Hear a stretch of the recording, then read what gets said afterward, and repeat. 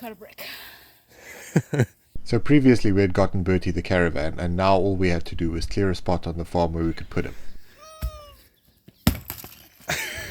It took a couple days of hard work, but after a while we were left with this nice and dusty spot, and then we got started on renovating the inside. That involved removing a random sink next to the bed, sanding and prepping for painting, and then also getting rid of the old fridge. What's wrong?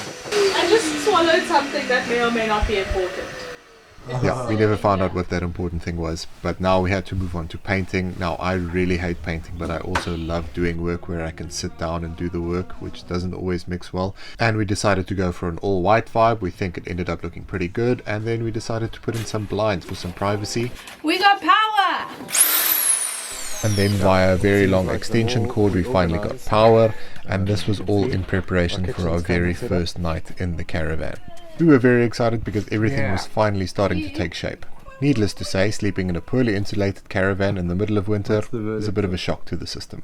How was your first night in Bertie? The air was very cold, but the duvet was nice and warm. Okay.